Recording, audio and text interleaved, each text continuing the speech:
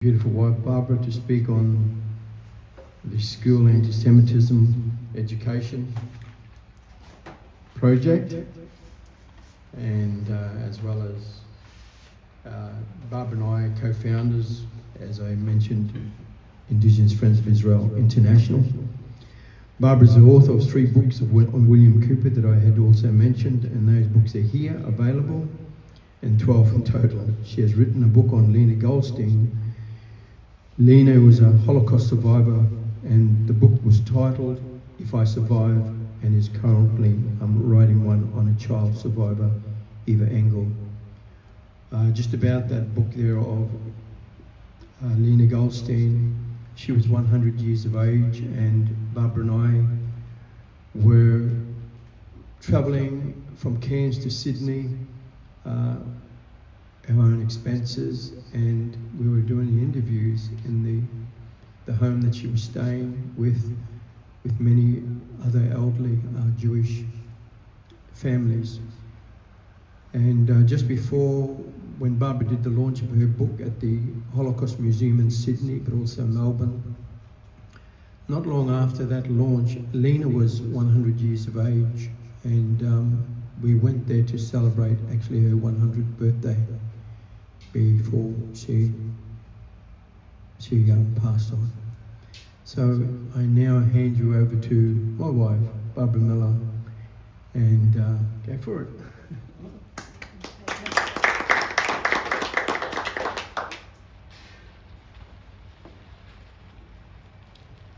Well, it's so wonderful to be here, and I just want to thank you all for coming. Thank you for your beautiful hearts, and thank you for Dr. David Hudson and Rabbi Ari Rubin for your wonderful messages, and of course my husband Norman. And it's so precious to be able for the two of us to work together on many projects on Indigenous Friends of Israel International, and as you can see, he's an artist and I'm a writer, so I thank our Heavenly Father for all that He has called us to do, and whether you're a person of faith or not, that's fine. The important thing is that we show humanity to one another, and that's what this is all about. So Australia as a nation has always prided itself on multiculturalism and social cohesion. However, we are finding that falling apart.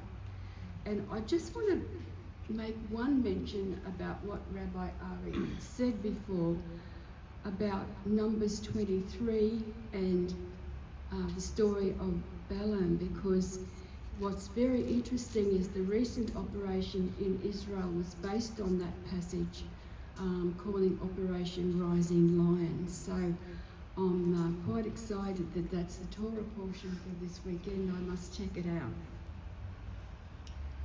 And so we have a situation in Australia, you know, many of us are following in the steps of William Cooper, not just Norman and I, but many Indigenous people in this nation are following in William Cooper's footsteps. He led the way in many ways, and he would be very disheartened were he alive today to see what has just happened in Melbourne on Friday night.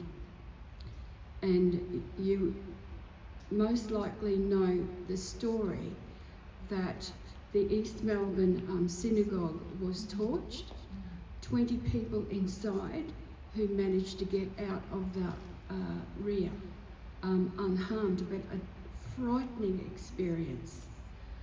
We also had a Jewish restaurant where 20 people invaded and broken glass and just were quite violent. So some of the Jewish people in Melbourne have been saying Kristallnacht has come to Melbourne. Kristallnacht, the night of the broken glass in 1938. In Germany, Austria and Sudetenland, where there was broken glass of many Jewish businesses, synagogues, homes, and a burning of them as well. Over 200 synagogues, 91 Jewish people at least were killed, and also 30,000 Jewish people went to concentration camps. It was the start of the Holocaust. And so you have Jewish people in Melbourne saying, Kristallnacht is now here in Melbourne. And the community is rightly to be fearing what is happening. You know, I'm grateful that there has not been loss of life as yet, but you know, we're going down a very serious track. And so if William Cooper had been alive today, what would he be doing? What should we be doing? You know, he raised the Australian Aborigines League for a protest to the German consulate in Melbourne to protest the cruel treatment of Jewish people. And he's been recognised for that, as you've heard the previous speakers say, so I won't go any more into that, except to say that the 6th of December each year is a time when people recognise what William Cooper and his team did with regard to that protest to the German consulate.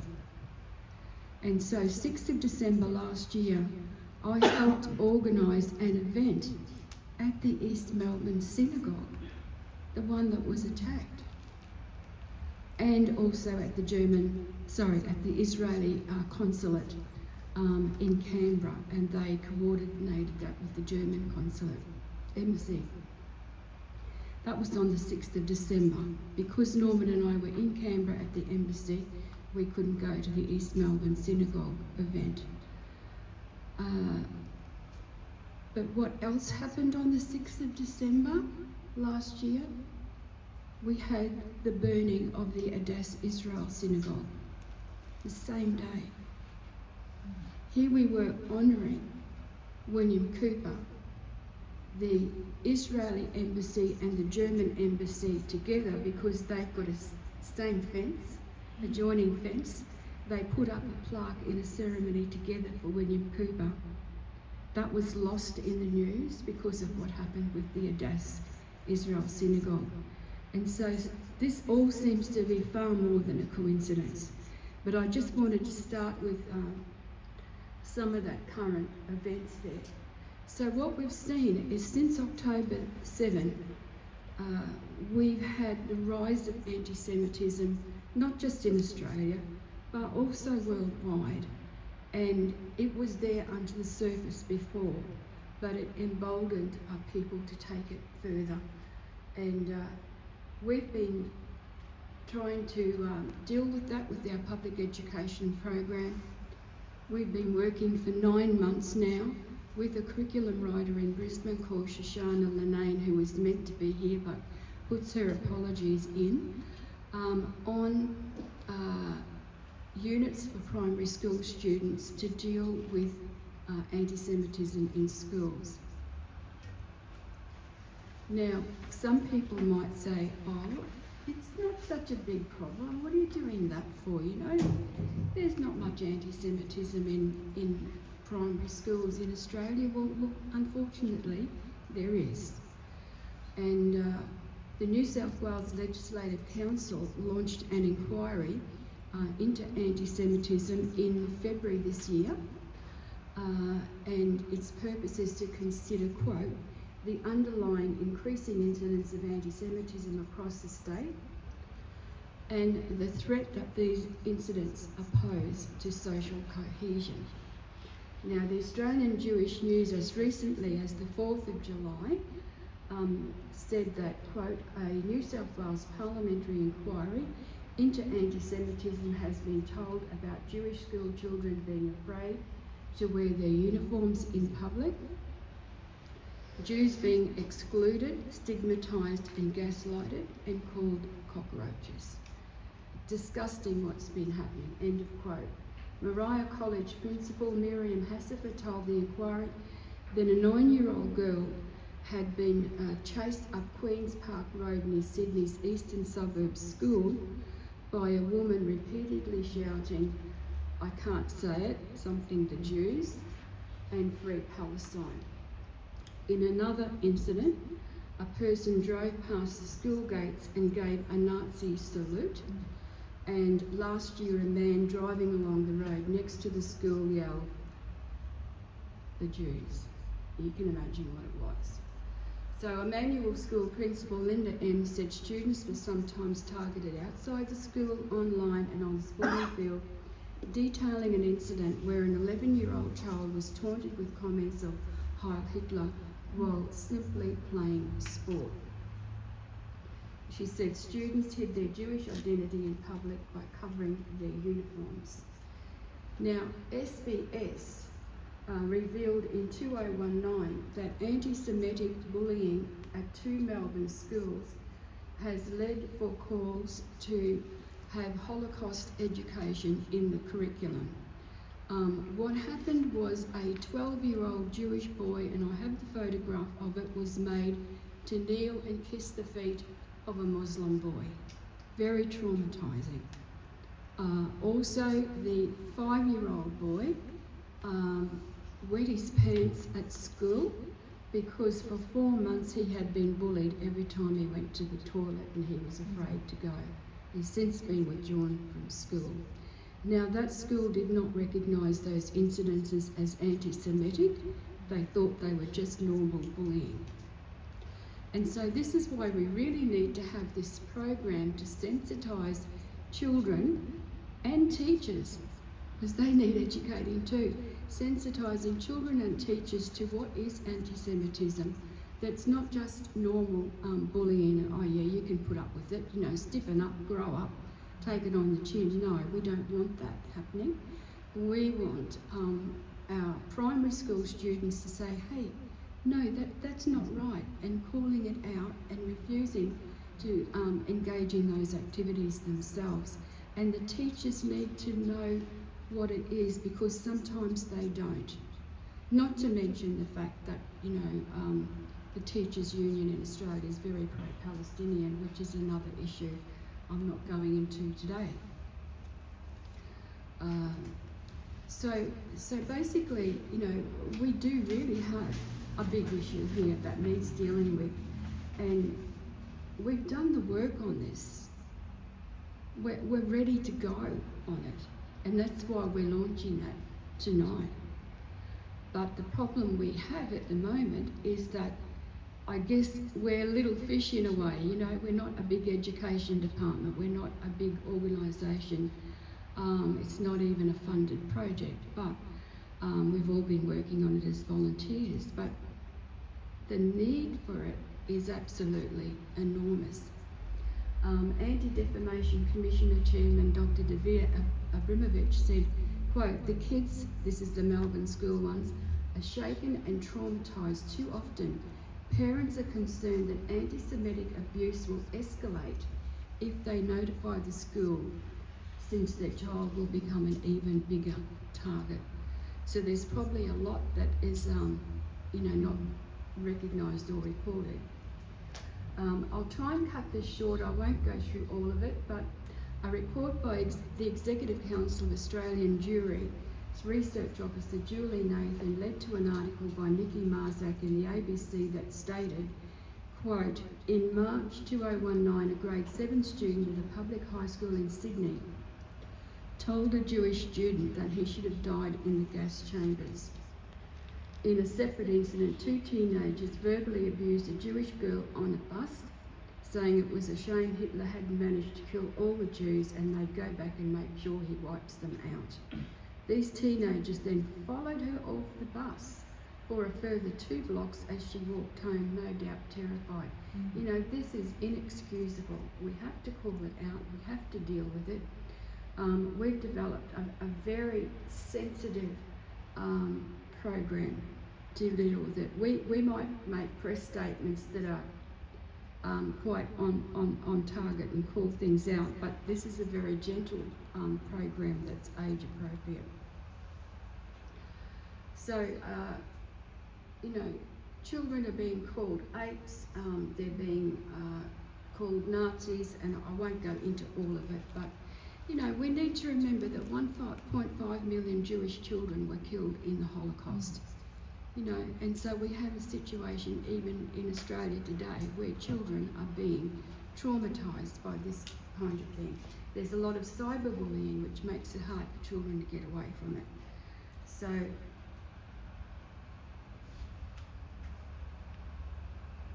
even the National Children's Commissioner, Anne Hollins, has spoken out saying every child has the right to be safe, to have opportunities to learn and flourish, and to live in communities which respect and support cultural diversity and expressions of faith. The shocking racism that has affected Jewish communities over recent months is deeply concerning, especially the impact on Jewish children. And there's more, but for the sake of time, I won't read it all out now.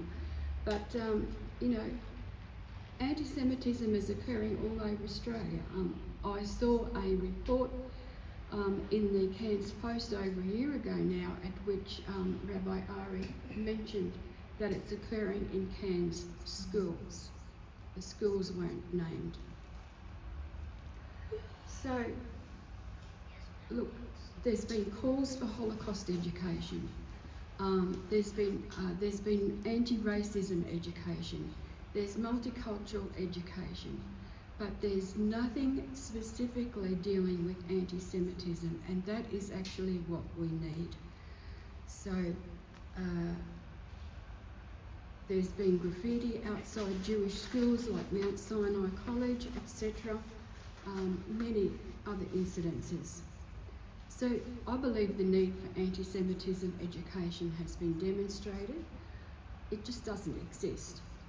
There's calls for it, but no one's doing anything about it. And so this is why we have stepped into the gap. Now our project aligns with curriculum, the National Curriculum version 9. It aims to build understanding, compassion, empathy in students and help them not be aggressive towards children who are different, but to understand and even want to alleviate the issue. We have a 10-week or term-long program for grade 1 and 2 and grade 5 and 6, and it's based on a lovely little picture book of a German child who was taken to Scotland on the kinder transport just before the war broke out. So it's very age appropriate, and we have activities around that. For the grade 3 and 4, we are hoping to have this children's book on William Cooper as part of that, but it has been held up for the moment, but it will focus on crystal art and at an age appropriate to the children. So that will be ready in October, but we are ready to roll with grade 1 and 2 and grade 5 and 6. We seek your help today to open doors for us to schools and teachers who might be willing to use it. So it basically, there's music, art and drama woven in, and it fits in with HAS, which is Humanities and Social Studies, English, Arts and Health, because it also addresses mental well-being. So it's important that students aren't indoctrinated, and this can and is happening in Australian schools. We are using an inquiry method which has been developed by Kate Murdoch. So it encourages students to evaluate, to think through behaviours and attitudes, and to make a judgment about what's right or wrong, or useful or not, based on that. So I believe the project can be a game changer. You can find out more about it on our website. We do have a handout available that gives more information as well, if you would be interested. So thank you. So if you would like that handout, we have that available. Also just wanted to let you know that the original William Cooper book that I did in 2012. It is, we've got a fire sale tonight for $5 if you would like that. We have later editions in 2020 as well at normal price. But we have some refreshments now, and I just want to thank you very much for coming here and enjoying this NAIDOC time with us, and bless you.